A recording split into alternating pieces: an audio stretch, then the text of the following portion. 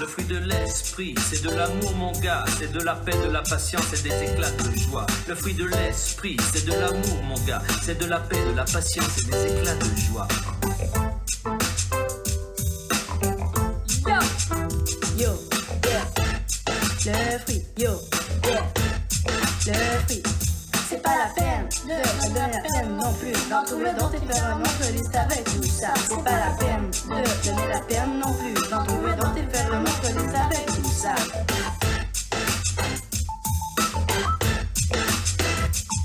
Le fruit de l'esprit, c'est la maîtrise de soi. Dans la bonté, la bienveillance, c'est fidèle en soi. Le fruit de l'esprit, c'est la maîtrise de soi. Dans la bonté, la bienveillance, c'est fidèle en soi.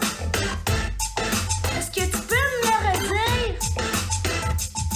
C'est pas la poire, comme c'est pas la pomme non plus, ni le melon, ni le citron, non, c'est pas tout ça. C'est pas la peine de donner la peine non plus d'en trouver d'autres et faire une autre liste avec tout ça. Le fruit de l'esprit, c'est de l'amour, mon gars. C'est de la paix, de la patience et des éclats de joie. Le fruit de l'esprit, c'est la maîtrise de soi. Dans la beauté, la bienveillance, c'est fidèle en soi. Yo, yeah, yo, yeah, oui. C'est pas la poire, comme c'est pas la pomme non plus, ni le melon, ni le citron, non, c'est pas tout ça. C'est pas la peine de me donner la peine non plus d'en trouver d'autres et faire un autre liste avec tout ça. Le fruit de l'esprit, c'est de l'amour, mon gars, c'est de la paix, de la patience et des éclats de joie. Le fruit de l'esprit, c'est la maîtrise de soi. Dans la beauté, la bienveillance, c'est fidèle en soi. Le fruit de l'esprit, c'est de l'amour, mon gars, c'est de la paix, de la patience et des éclats de joie. Le fruit de l'esprit, c'est la maîtrise de soi. Dans la beauté, la bienveillance, c'est fidèle en soi. Ah, ça y est, je l'ai!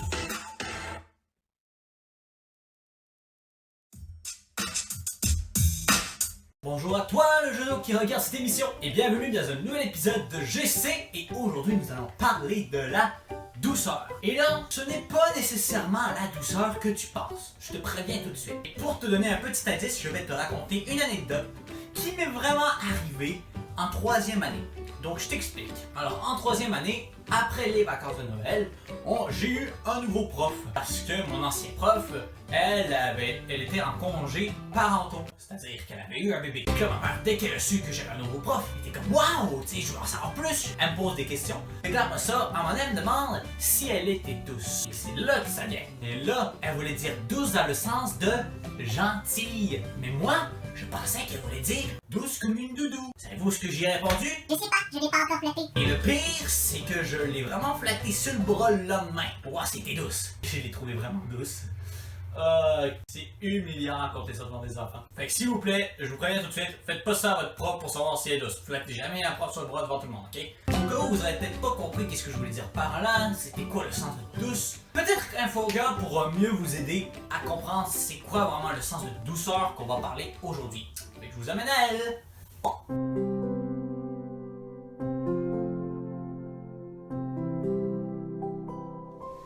Salut toi, légère! Cette semaine, nous parlons de la douceur. Et pour moi, la douceur, c'est quelque chose qui est doux. Comme une doudou. Un doudou. Un pinceau. Une main de femme. Un mouchoir. Du gazon fraîchement tondu. Une voiture neuve. Une poule. Les cheveux de papa. Les cheveux de ma sœur. Une plante. Un ananas. Ananas. L'ananas était vraiment moins douce que toutes les autres. Oh! Mon petit doigt m'a dit que la douceur, ce n'est pas juste une texture. Peut-être qu'un dictionnaire pourrait m'aider. Alors voilà la définition de douceur. Douceur, à caractère doux, gentillesse. C'est intéressant. Je te laisse découvrir qu'est-ce que la douceur, non pas texturale, mais bien dans la personnalité. je vais faire ma salutation tout en douceur. Salut, les jeunes.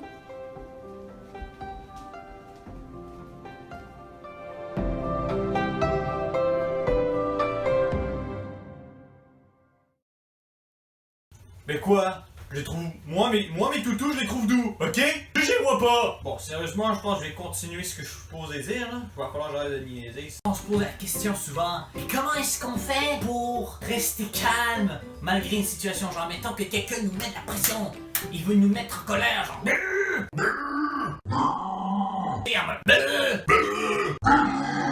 alors, comment est-ce qu'on fait pour rester calme, même si elle continue à comme nous frapper dessus, en guillemets, sans cesse? Et justement, Samuel va vous réexpliquer la définition de douceur, le sens qu'on parle aujourd'hui, et comment rester calme alors que justement des situations comme ça nous frustrent, nous fait perdre notre calme et notre douceur. Fait que je vous amène à Samuel.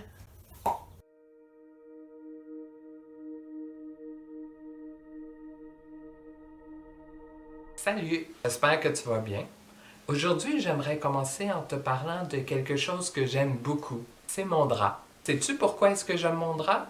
C'est parce qu'il est très doux. Et toi, est-ce qu'il y a quelque chose que t'aimes qui est doux?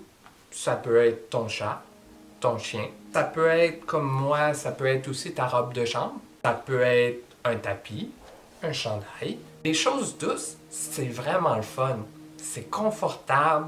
On a envie d'être proche parce qu'ils sont douces. Et la Bible aussi nous raconte qu'il n'y a pas juste les objets qui peuvent être doux. Toi aussi, tu peux être doux. Mais comment est-ce qu'on peut être doux? Est-ce que c'est avec une crème à main? Non. La crème à main, c'est bon pour la peau. Mais nous, on peut être doux en tant que personne. Et la Bible nous donne des exemples de personnes qui ont été douces.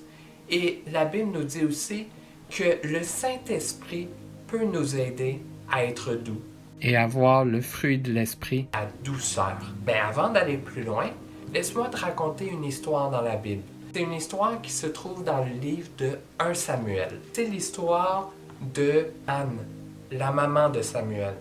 Est-ce que tu connais son histoire? Anne était une femme très gentille. Elle vivait dans la même maison que Pénina. Pénina était très méchante avec Anne. Elle l'embêtait. Elle la provoquait. Elle lui disait des choses qui venaient blesser, faire du mal à Anne.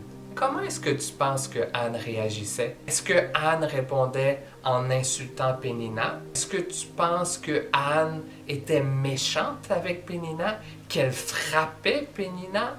Non. Anne était douce. Anne était gentille avec Pénina, même quand Pénina voulait la provoquer. C'est ce que la Bible nous raconte. Et la Bible nous dit que nous aussi, on peut être doux avec les autres. La Bible nous dit que notre douceur devrait être connue de tout le monde.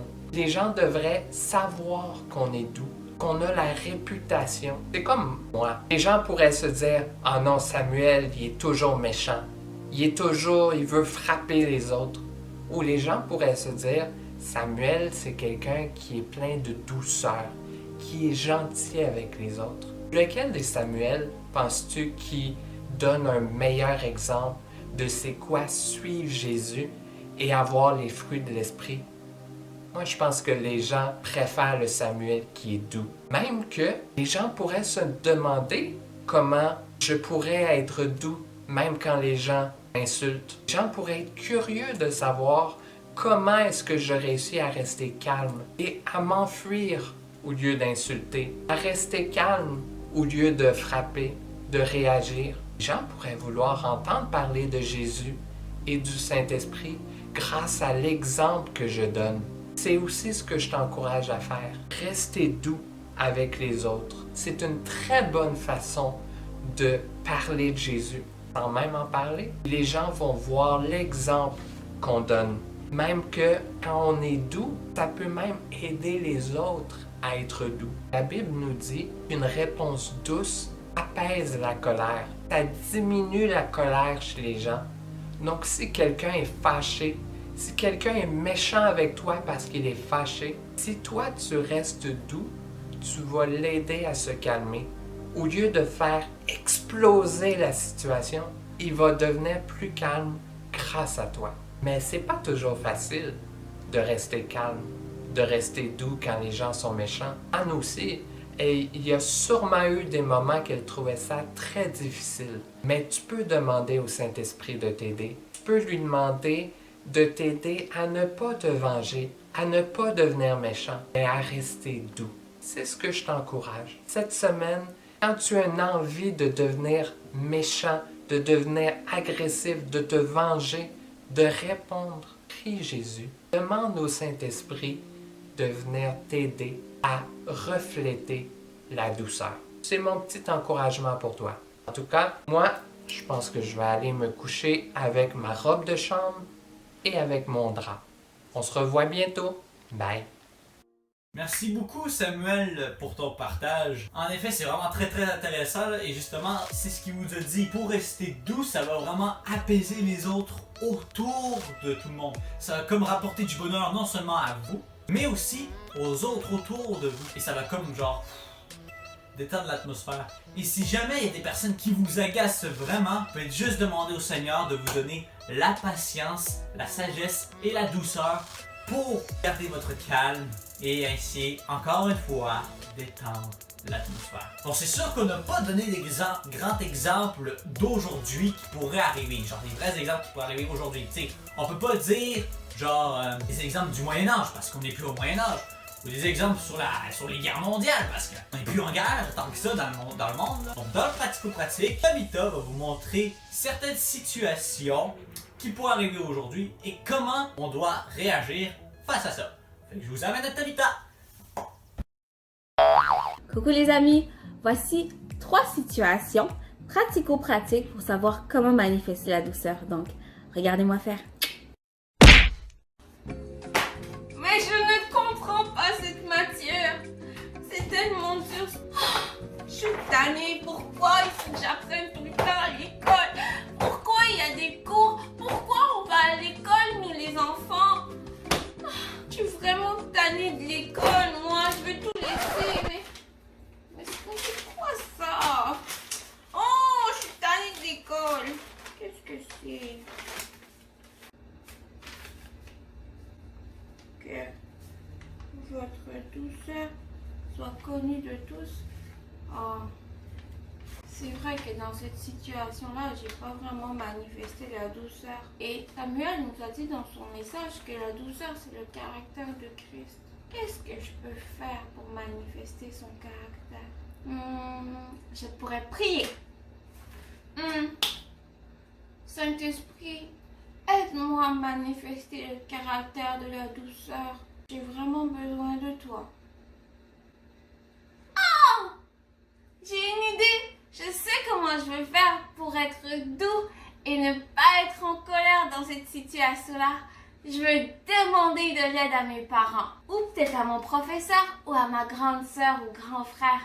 Je sais que je ne suis pas seule, donc je ne suis pas obligée de rester toute seule avec ma colère. Je peux demander de l'aide et les autres pourront m'aider. Et même si c'est difficile, je vais continuer à garder la bonne humeur. Oh, je suis trop contente. Merci Saint-Esprit. Oh, il y a un garçon à l'école. Il m'énerve. Hey, laisse-moi tranquille. Il vient toujours me parler. Il respecte pas les 2 mètres et tout. Je lui dis, t'approches pas de moi. Il veut toujours s'approcher de moi. Il m'énerve. Oh, je suis pas obligée d'être son amie à lui, hein. En plus, il fait des blagues plates. Vraiment, ce gars-là, il va voir de quel bois je me chauffe. Mais c'est quoi ça? Oh, c'est quoi? J'espère que c'est pas ce gars-là qui m'envoie encore un message. Que votre douceur soit connue de tous. C'est vrai que dans cette situation-là, j'ai pas beaucoup manifesté de la douceur. Faut pas oublier la douceur, c'est le caractère de Christ. J'ai pas très bien agi. Je vais prier. Saint-Esprit, aide-moi à manifester la douceur. C'est vrai que ce garçon, il m'énerve quand même. Il veut toujours me parler. Mais aide-moi, s'il te plaît. Ah, j'ai une idée. J'ai réalisé. Jésus, il était gentil avec tout le monde. C'est vrai qu'il était direct et tout, mais Jésus était bon et je ne me suis pas très bien comportée. Oui, c'est vrai, il doit respecter les 2 mètres de distance, mais je ne suis pas obligée d'être méchante avec lui et de l'éviter tout le temps. Qu'est-ce que je peux faire? Je pourrais essayer de lui parler. Peut-être qu'il est tout seul. À vrai dire, c'est vrai qu'il est seul. Il n'y a pas beaucoup d'amis, donc il essaie sûrement juste d'être mon ami. Je pourrais aussi lui dire à mes amis. Peut-être qu'on pourrait essayer d'être un peu amis avec lui et faire des activités aussi, tout en respectant bien évidemment le 2 mètres de distance. Je crois que je vais faire ça à cet esprit. Merci! Oh, Jérémy! Oh! Tabitha! Non, je sais pas qui c'est, Jérémy. Ah, Jérémy, attends, je te réponds là. Tabitha! Je suis là, Jérémy. Je continue avec la photo. Tabitha! Non, mais cette famille, hein, elle est grave, hein. Elle m'appelle tout le temps, hein. Tout le temps. Oui, je connais mon nom, c'est Tabitha. Est-ce qu'on peut arrêter de m'appeler? Tout le temps en train de m'appeler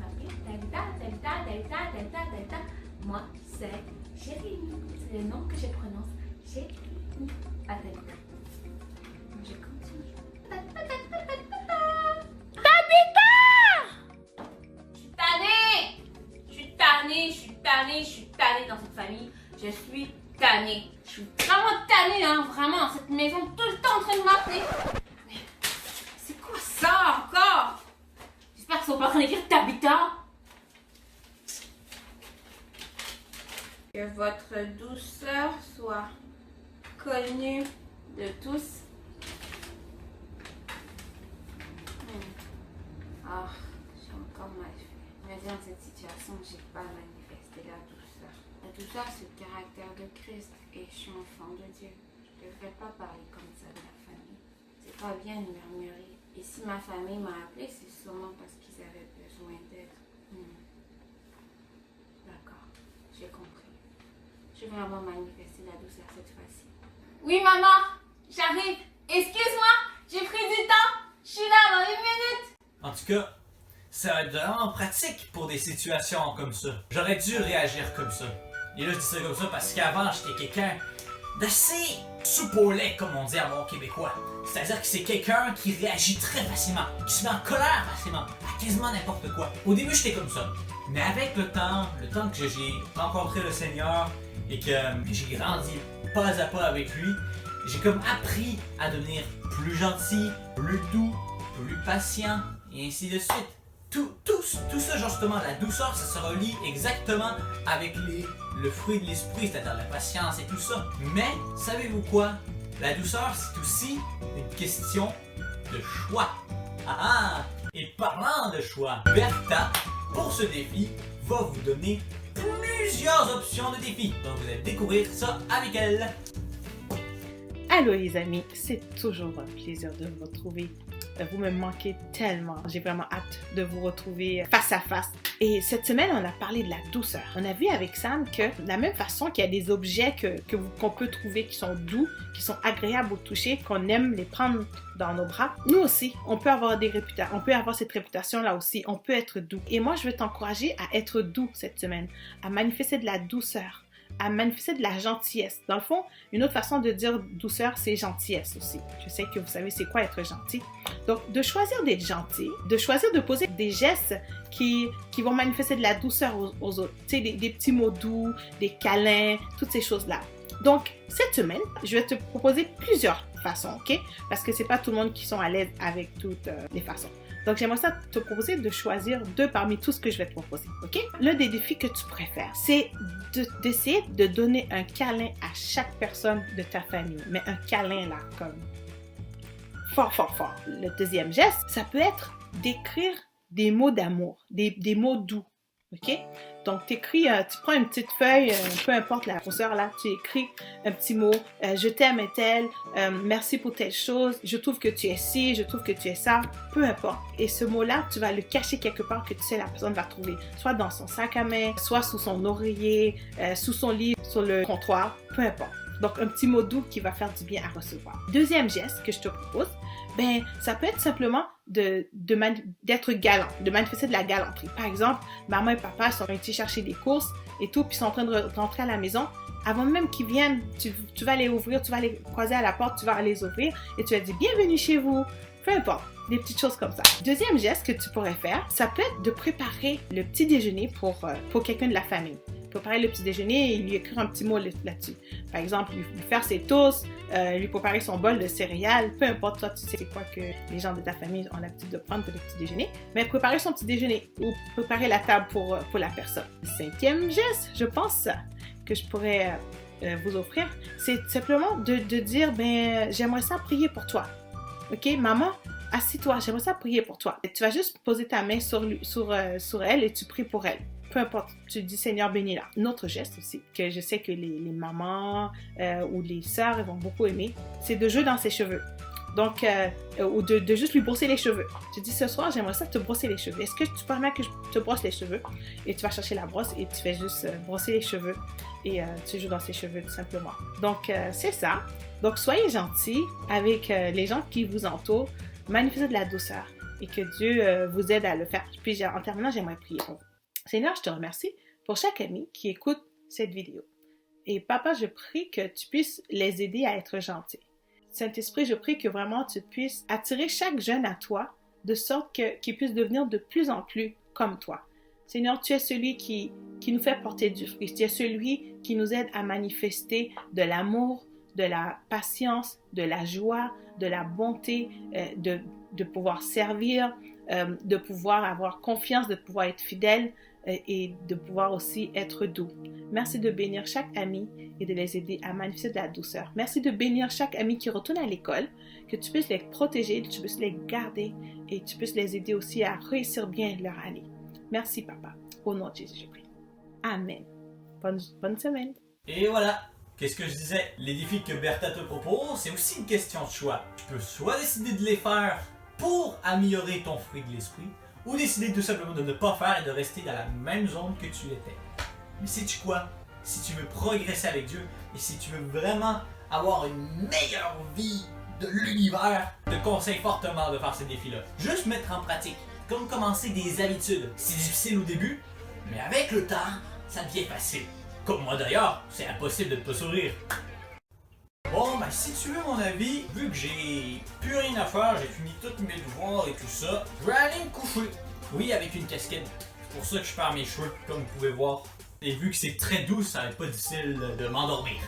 Ah. Alors sur ça, je te dis, ciao, à la prochaine! Le fruit de l'esprit, c'est de l'amour mon gars, c'est de la paix, de la patience et des éclats de joie. Le fruit de l'esprit, c'est de l'amour mon gars, c'est de la paix, de la patience et des éclats de joie. Yo, yeah, le fruit